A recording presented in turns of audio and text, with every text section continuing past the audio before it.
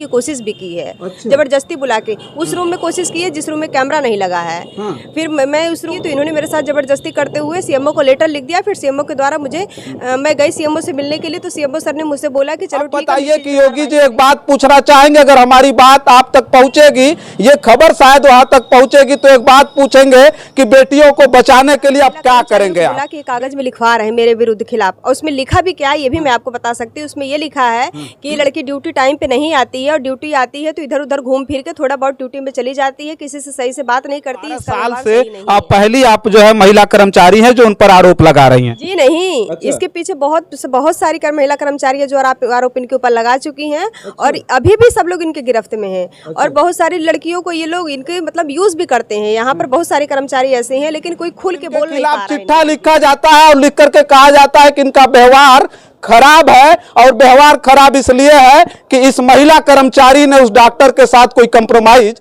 नहीं किया था। कि तुम संविदा कर्मचारी, तुम कुछ नहीं कर पाओगे, हम चाहेंगे तो तुमको यहाँ से हटवा के रहेंगे। इन्होंने मुझे 2-3 बार धमकी पत्र भी दिया है। अच्छा। रूम को छोड़ने के लिए फिर दिया धमकी पत्र, मतलब दोस्ती करने के लिए दिया है। मतलब बहुत सारी चीजें इन्होंने मुझे बार बार फोन कर देते हो तो फोन करके कहाँ हो, क्या कर रही हो, मेरी बातों को समझो, नहीं समझ रही हो, कोई भी चीज की दिक्कत होगी तो मुझे बताना। तो मैं अपने मन में सोचती थी कि मैं क्या बताऊंगी, अगर मेरा इतना हर चीज मतलब स्टाफ है। साथियों नमस्कार, मैं हूं रजनीश और आप देख रहे हैं जन आदर्श भारत। साथियों इस समय हम उत्तर प्रदेश के जनपद गाजीपुर में हैं, और जनपद गाजीपुर में बहुत सारी खबरों को लेकर के हम आपके बीच में उपस्थित हुए थे, और बहुत सारी खबरों को जनपद गाजीपुर की लगातार हमने दिखाया था कि आखिर इस सरकार में जो बेलगाम अधिकारी हैं, अफसर हैं, इससे पहले हमने दरोगा की, दीवान की तमाम वीडियो को हमने दिखाया था। आज मैं एक और खबर लेकर के आपके बीच में आया हूं, और इस खबर को सुन करके जान करके आपको लगेगा कि आखिर ये उत्तर प्रदेश में और खास करके जनपद गाजीपुर में आखिर ये हो क्या रहा है। आज हम एक ऐसे डॉक्टर के बारे में चर्चा करने के लिए आए हैं जिस पर इतना बड़ा गंभीर आरोप लगा, इतना बड़ा गंभीर आरोप कि जो डॉक्टर आया था इलाज करने के लिए लोगों का, वो कहीं ना कहीं आज उसी हॉस्पिटल को चकला घर बना लिया है, उसी हॉस्पिटल को अय्याशी का अड्डा बना लिया है। ऐसा कि आरोप लग रहा है कि वो इसी हॉस्पिटल में शराब पी करके शाम के समय धुत हो जाता है। तो हम बात करेंगे जिस महिला ने उस पर आरोप लगाया है, महिला कर्मचारी ने, उससे बात करेंगे। क्या नाम हुआ आपका? मेरा नाम रेणु कुमारी है। अच्छा रेणु जी, क्या है उसमें, आप कौन सा पद है आपका? सर मेरा पोस्टिंग है संविदा स्टाफ नर्स के पद पर है। अच्छा, तो क्या मामला आ गया? अभी वीडियो, अभी खबरें बहुत सारी वायरल हो रही हैं, क्या दिक्कत आई थी उसमें, ये बताइए। सर बात ये है कि मैं जब से यहाँ पर आई हूँ जुलाई महीने से, तब से लेकर से जो यहाँ के अधीक्षक है मुआसी संजीव कुमार सिंह, वो मेरे पीछे मानसिक और शारीरिक शोषण करने के पीछे पड़े हैं। तब से कहा? जी स्टार्टिंग से। जब तक क्या महीना हुआ आपको आई है? सर ये कम से कम 6 महीना हो गया मुझे। अच्छा। जी, और तब से ये मेरे पीछे पड़े हुए हैं। फिर मुझे ये मतलब कभी कदार मुझे फ़ोन करके बोलते थे क्या कर रही हो, कहाँ हो, ऐसी चीज़ें भी बोलते थे। फिर कभी मुझे रास्ते में अगर कहीं मिलते थे, मतलब CSC में भी और यहाँ भी, तो मुझसे ये सारी चीज़ें बोलते रहते थे, मतलब उल्टा सीधा। फिर मैं एकदम परेशान होकर इनके पास गई। अचानक मैंने बोला सर कि आप मेरी ड्यूटी बार बार यहाँ से हटा के वहाँ क्यों लगा देते हैं। ये हर महीने में 15 दिन यहाँ, 10 दिन वहाँ, 20 दिन यहाँ, ऐसे हमेशा मेरी ड्यूटी चेंज करते रहते हैं। ये आपको परेशान किया जाता था? जी जी जी। और भी लोगों के साथ ऐसा होता था? सबके साथ होता है। अच्छा। लेकिन ये चीजें हैं कि भाई हमसे नहीं बर्दाश्त हुआ। तो मैं इस चीज को आगे उठी हूँ। बहुत सारी लड़कियां हैं जो इनके अंदर मतलब इनके गिरफ्त में आ चुकी हैं, और वो परेशान है लड़कियां। ऐसा नहीं है कि नहीं परेशान है, बस डर की वजह से लोग इस चीज को नहीं बोल पा रही हैं। क्योंकि बस इसलिए डर की वजह से, क्योंकि सबको पता है कि ये बोलेंगे तो ये किसी न किसी तरीके से परेशान करेंगे। वो कभी ड्यूटी को लेके, तो कभी मतलब शारीरिक संबंध बनाने के लिए, ऐसी सारी चीजों के लिए हमेशा परेशान करते हैं। वो मतलब इस चीज के लिए आपको कंप्रोमाइज के लिए बार बार प्रेशर करते थे? जी जी जी। और उनके द्वारा ये जो 2 लोग हैं यहाँ पर, जो सपन कुमार चौकीदार है, इन्होंने इनको यहाँ से बुला के वहाँ पर बतौर बाबू के पद पर अपने स्वयं के अवधिकारी के लिए और वसूली के लिए वहाँ पर बाबू के पद पर बैठा रखे हैं। अच्छा। और ये क्या करते हैं कि हर महीने हर सप्ताह में जितनी डिलीवरी होती है यहाँ पर, डिलीवरी के लिए पहले जब मरीज आते तो डिलीवरी पहले 200 रुपया वहाँ पर भर्ती करवाते हैं मरीज का। अच्छा। पहले भर्ती करवाते तो फिर हर हफ्ता में ये कलेक्ट करके ले जाके हर मतलब वीक में 1 टाइम उनको देते हैं। अच्छा रेणु जी, जो आप आरोप लगा रही हैं, ये इतना बड़ा आरोप है, कितना दिन से ये डॉक्टर संजीव कुमार सिंह यहाँ रह रहा है? सर ये 12 सालों से है कम से कम। 12 सालों से यहाँ पर है और 12 साल से पहली आप जो है महिला कर्मचारी हैं जो उन पर आरोप लगा रही हैं। जी नहीं, अच्छा। इसके पीछे बहुत सारी महिला कर्मचारी है जो आरोप इनके ऊपर लगा चुकी हैं। और अभी भी सब लोग इनके गिरफ्त में हैं। और बहुत सारी लड़कियों को ये लोग इनके मतलब यूज भी करते हैं। यहाँ पर बहुत सारे कर्मचारी ऐसे हैं लेकिन कोई खुल के बोल नहीं पा रहा है इनके विरुद्ध कैसी चीजें हो रही, क्योंकि सबको पता है कि ये मतलब यहाँ की जो भी चीजें हैं सबके दबाव बनवा देता है, परेशान कर देते हैं ड्यूटी को लेकर, कहीं यहाँ ड्यूटी कभी वहाँ। पॉलिटिकल दबाव भी बना देते हैं क्या? जी जी जी 100% है ये। पॉलिटिकल दबाव भी बनवाते हैं और शारीरिक शोषण करने के लिए बनाते हैं और ड्यूटी को लेके परेशान करते हैं।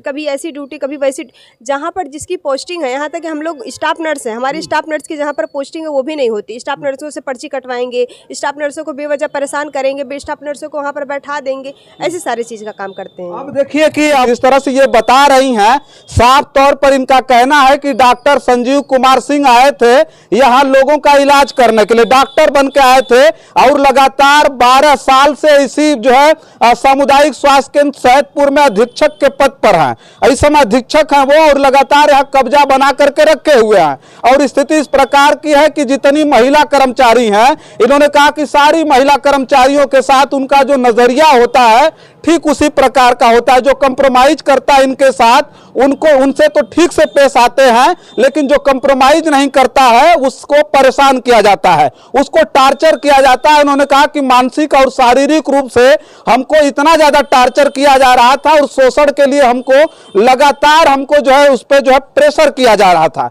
लेकिन ये नहीं मानी और न मान करके इन्होंने मीडिया के सामने आकर के उन्होंने जवाब दे दिया। और जब जवाब दिया तो ये जो खबर थी पूरी तरह से आग की तरह जनपद गाजीपुर में ही नहीं बल्कि पूरे देश भर में फैल गई है। और उत्तर प्रदेश के डिप्टी सीएम साहब ब्रजेश पाठक जी जो स्वास्थ्य मंत्री है उत्तर प्रदेश के, साफ तौर पर कहना चाहते हैं कि सैदपुर का जो सामुदायिक स्वास्थ्य केंद्र है उसका जो अधीक्षक डॉक्टर है डॉक्टर संजीव कुमार सिंह, उनकी स्थिति को देख लीजिए। ये मामला इतना ज्यादा प्रकाश में आया, इतना ज्यादा प्रकाश में आया। और इस महिला कर्मचारी को देखिए जो पीड़ित थी, शोषित थी और कहीं न कहीं आकर के मीडिया के सामने इन्होंने मुखर होकर के ये बात कह दिया। तो डर और लग रहा है रेणु जी आपको? जी नहीं, मुझे किस बात का डर है, क्योंकि हम जैसी लड़कियां आज हमारे साथ ऐसा हो रहा, कल किसी और के साथ भी ये चीजें होगी। हम कब तक बर्दाश्त ये चीज करते रहेंगे? यहाँ तक कि इन्होंने हमको जाति सूचक शब्द भी बोला कि चमारिया कहीं से यहाँ से भागो, तुम लोग का क्या है, तुम जाति सूचक शब्द से भी बोला? जाति सूचक शब्द भी यूज किया है इन्होंने। बोला चमारिया कहीं कि तुम लोग यहाँ ड्यूटी करने लायक नहीं हो, अब हम तुमको हम ड्यूटी करने देते, अब तुमको हम बताते हैं तुम यहाँ पर कोई ऐसा नहीं है जो हमको हिला सके। अच्छा। ऐसे बोलते हुए इन्होंने मुझे डांट के 2-3 बार मुझे इन्होंने भगाया। फिर जब मैं परेशान हो गई ये सारी चीजों से इनको बोल के, फिर मैं गई सीएमओ के पास। सीएमओ से मैंने बात किया कि सर हमारे साथ ये सारी चीजें हो रही है। इन्होंने मुझसे ट्रांसफर लेटर में जबरदस्ती साइन करवाने की कोशिश भी की है। जबरदस्ती बुला के उस रूम में कोशिश की है जिस रूम में कैमरा नहीं लगा है। फिर मैं उस लेटर में जब नहीं साइन की तो इन्होंने मेरे साथ जबरदस्ती करते हुए सीएमओ को लेटर लिख दिया। फिर सीएमओ के द्वारा मुझे मैं गई सीएमओ से मिलने के लिए, तो सीएमओ सर ने मुझसे बोला कि चलो ठीक है हम इस चीज में कार्रवाई करेंगे। फिर उसके बाद मैं आके अभी तक शांत हूँ। इन्होंने मेरे रजिस्टर तक को मेरे उसमें लिख दिया कि तुम्हारा ट्रांसफर हो गया, लेकिन वहाँ सीएमओ सर ने बोला भी तो ड्यूटी करो, उसमें मेरे रजिस्टर में लिखा हुआ है। हॉस्पिटल जा रही हैं कि नहीं? अभी जा रही हैं? सर मेरी पोस्टिंग यहीं पर है, वो बार बार मेरी पोस्टिंग वहाँ पर ड्यूटी लगा देते थे, तो मैं परेशान होती थी कि मेरी ड्यूटी वहाँ क्यों लग जाती है। तो फिर उसके बाद जब ये सब सारा मैटर चलने लग गया तो मेरे वहाँ से हर जगह से मुझे बोल दिया कि तुम ड्यूटी नहीं करोगी, अगर तुम यहाँ से रिजाइन नहीं लोगी तो मैं तुमको एक तरफा रिजाइन दे दूंगा, अपनी तरफ से बस रिजाइन दे दूंगा। तो इस वजह से डर की वजह से हम वहाँ पर नहीं जा रहे। अब यहाँ पर हम अपना बैठ रहे हैं अपने हॉस्पिटल में जहाँ मेरी पोस्टिंग है। अच्छा, भय है आपको, वहाँ नहीं जा रही? जी। अब सोचिए कि लगातार सरकार के द्वारा एक नारा चल रहा है बेटी बचाओ बेटी पढ़ाओ, और बेटियों के लिए क्या क्या नहीं सरकार में कहा जा रहा है, लेकिन केवल मंचों से भाषण के लिए है और कुछ कागजों की लाइनों में केवल बेटियों के सम्मान के लिए चंद शब्द लिखे जा रहे हैं। यहाँ तक कि अब ये भी कर रहे हैं अपने आप को बचाने के लिए कि सारे स्टाफ को बुला के, सारे महिला कर्मचारियों को बुला के कागज में लिखवा रहे हैं मेरे विरुद्ध खिलाफ। और उसमें लिखा भी क्या है ये भी मैं आपको बता सकती हूँ। उसमें ये लिखा है कि ये लड़की ड्यूटी टाइम पे नहीं आती है, और ड्यूटी आती है तो इधर उधर घूम फिर के थोड़ा बहुत ड्यूटी में चली जाती है, किसी से सही से बात नहीं करती, इसका व्यवहार सही नहीं है। अच्छा। ये सारी जितनी लेडीज कर्मचारी है सबसे बुलवा के, चाहे पीपीसी की हो चाहे सीएससी सैदपुर के, सारी कर्मचारियों से बुलवा के उन्होंने लिखवाया है। अच्छा। अपने बचाव के लिए। कि मतलब ऐसी चीजें नहीं है कि मतलब सारे कर्मचारी इसके विरुद्ध ये सारी चीजें, लेकिन ये बात 100% गलत है। ये सच है कि इन्होंने बुलवा के लिखवाया है। रेणु जी एक बात और कहेंगे, पॉलिटिकल पावर उस आदमी का तगड़ा है, तो क्या लगता है कि उस पॉलिटिकल तगड़े पावर के बीच आप लड़ पाएंगे उस व्यक्ति से? सर पॉलिटिकल पावर वो चीजें तो है ही है, तभी ना ये 12-13 साल से यहाँ पर रह रहा है। किसी भी कर्मचारी को 3 साल से ज्यादा किसी भी जिले में रहना अलाउ नहीं है। ये सरकार का नियम है कि हर कर्मचारी को 3 साल से और 5 साल से मंडल में नहीं रहना है। एक जिले में ये 10 से 12 साल तक कैसे रहेगा, बिना पॉलिटिकल पावर के तो रहेंगे नहीं। और रही ये चीज कि हम उनसे लड़ रहे हैं, बस हम एक लड़की होने के नाते कि आज मेरे साथ ऐसा हो रहा, कल किसी और लड़की के साथ ऐसी चीजें होगा, मैं ये चीजें कर रही हूँ, कुछ नहीं 13 साल से लगातार होता रहा है और भी आगे होगा। आगे ये चीजें होगी। हम ये चीज नहीं कह रहे कि मैं इनसे लड़ रही हूँ, मैं ये चीज कह रही हूँ कि बस मैं अपनी सच्चाई का गुहार लगा रही हूँ। अच्छा, और भी महिला कर्मचारी हैं जिनसे बातचीत आपकी होती रही होगी, वो महिला कर्मचारी क्या कह रही हैं? सारी महिला कर्मचारी ये कह रही, सारी सब लोग इनसे परेशान है, सबको सब कुछ पता है यहाँ पर, महिला कर्मचारी क्या जेंट्स भी लेडीज सबको पता है यहाँ पर। लेकिन सब डर की वजह से इनकी चीजों को नहीं बोल पाती है। सबका ये चीज का कहना है ये चीज कि अगर मैं ये चीजें बोलूंगी तो फिर ये मेरे को किसी न किसी तरीके से परेशान करेंगे, या तो शारीरिक संबंध बनाने के लिए बोलेंगे, या तो पैसे की डिमांड करेंगे, या तो मेरे को ड्यूटी से किसी न किसी तरीके से परेशान करेंगे। और अभी तक हैं लोग परेशान। अब बताइए कि स्वास्थ्य विभाग में हमने तो बहुत पहले से सुना है और ये होता रहा है, कमीशन खोरी, घूसखोरी और जो है दलाली का काम तो एकदम शुरू से ही होता रहा है। लेकिन अब जब एक नया मामला आया कि अब जो महिला कर्मचारी हैं उनका जबरदस्त तरीके से शोषण वहां का डॉक्टर करता है, वहां का जो अधीक्षक है उस जो है हॉस्पिटल का, वो जो है महिलाओं के शोषण के लिए बिल्कुल आतुर है और अय्याशी का अड्डा बना करके रखा हुआ है। अब बताइए कि योगी जी एक बात पूछना चाहेंगे, अगर हमारी बात आप तक पहुंचेगी, ये खबर शायद वहां तक पहुंचेगी, तो एक बात पूछेंगे कि बेटियों को बचाने के लिए आप क्या करेंगे? आप बेटियों को बचाने के लिए आप कैसा आप कानून बनाएंगे? क्योंकि बेटियां अपने घर में तो सुरक्षित हो ही नहीं पा रही हैं, क्योंकि वो उनका घर ही रहा होगा जहां वो काम करने जा रही हैं, जहां उनकी पोस्टिंग है वो उनका घर ही है, जहां अपना समझ के सारा कुछ करती थी, और उसी घर के मालिक के साथ उसी घर का मालिक इस प्रकार का व्यवहार इनके साथ कर रहा है कि ये भयभीत होकर के अब यहां से छोड़ करके वो हॉस्पिटल नहीं जाना चाहती हैं, और इनके खिलाफ चिट्ठा लिखा जाता है और लिख करके कहा जाता है कि इनका व्यवहार खराब है। और व्यवहार खराब इसलिए है कि इस महिला कर्मचारी ने उस डॉक्टर के साथ कोई कंप्रोमाइज नहीं किया था। अब सोचिए कि ये महिला भयभीत है, वो हॉस्पिटल नहीं जाना चाहती हैं, और आनंद फानन में ऊपर के अधिकारियों से एक्शन भी लिया जाएगा, इनके ऊपर गारंटी के साथ बोलता हूं। विभाग अपने डॉक्टर को बचाएगा। अच्छा, संविदा पे काम करती है? जी जी, संविदा कर्मचारी। और हमको इस चीज का मतलब कि वो भी बोला गया है कि तुम संविदा कर्मचारी, तुम कुछ नहीं कर पाओगे, हम चाहेंगे तो तुमको यहाँ से हटवा के रहेंगे।